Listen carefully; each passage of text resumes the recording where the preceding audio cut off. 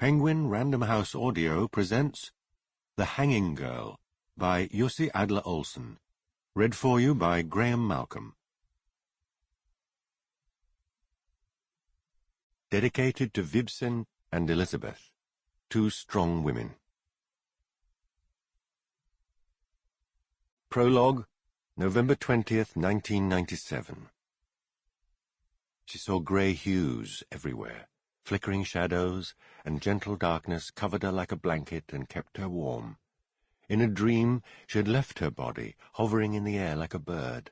No, even better, like a butterfly, like a multicolored, fluttering piece of art put in the world only to spread happiness and wonder, like a hovering being high up between heaven and earth whose magic dust could awaken the world to endless love and happiness. She smiled at the thought. It was so beautiful and pure.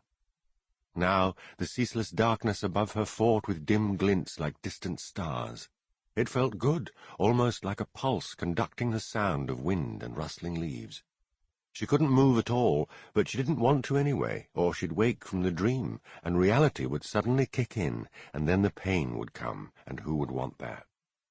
Now a myriad of images appeared from life-giving times, small glimpses of her and her brother, hopping out over the sand dunes, parents shouting that they should stop. Stop! Why was it always stop? Wasn't it there, in the dunes, that she'd felt free for the first time? She smiled as beautiful beams of light slid under her like streams of marelle. Not that she had ever seen the milky sea effect before, but it must be like that. Marelle, or liquid gold in deep valleys. Where was it she'd come to? Wasn't it a thought of freedom? Yes, that must be it, because she'd never felt as free as she did just now. A butterfly that was simply its own master, light and inquisitive, with beautiful people around who didn't tell her off. Creative hands in all directions, pushing her forward and only wishing the best for her. Songs that lifted her and which had never been sung before. She sighed momentarily and smiled, allowed her thoughts to take her everywhere and nowhere, all at once. Then she remembered school, and the bike, the icy cold morning, and not least her chattering teeth.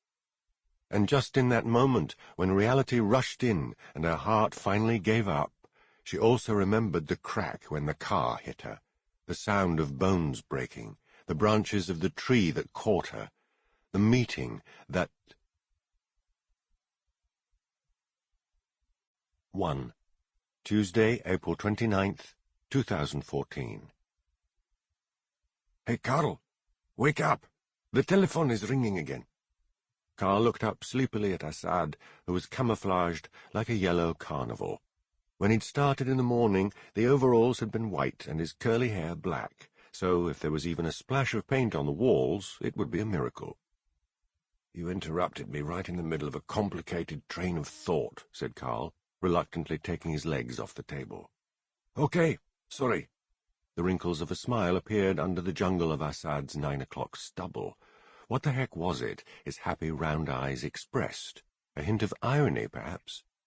Yeah, I know it was a late one for you yesterday, Carl, continued Assad, but Rose goes nuts when you let the telephone ring all the time. So could you please just get it next time? Carl turned toward a glaring light from the basement window. A little cigarette smoke should put an end to that problem, he thought, reaching out for the pack and slamming his feet back up on the table as the telephone started ringing again. Assad pointed at it insistently and slid out of the door. It was turning into a hell of a situation with those two loudmouths jabbering at him incessantly. Carl, he said, yawning, with the receiver resting on the table. Hello, came from below. He took the receiver up to his mouth with his arm languid. Who am I talking with? Is that Carl Mørck? Said a voice in the lilting dialect of Bornholm. Definitely not one of the dialects that did it for Carl. It was like bad Swedish with some grammatical errors and no use anywhere except on the small island in the Baltic. Yes, I'm Carl Mørck. Isn't that what I just said? The sound of a sigh came from the other end. It almost sounded like relief. This is Christian Habasat. We met each other a lifetime ago, but you probably don't remember me. Habasat, Carl thought, from Bornholm. Carl hesitated.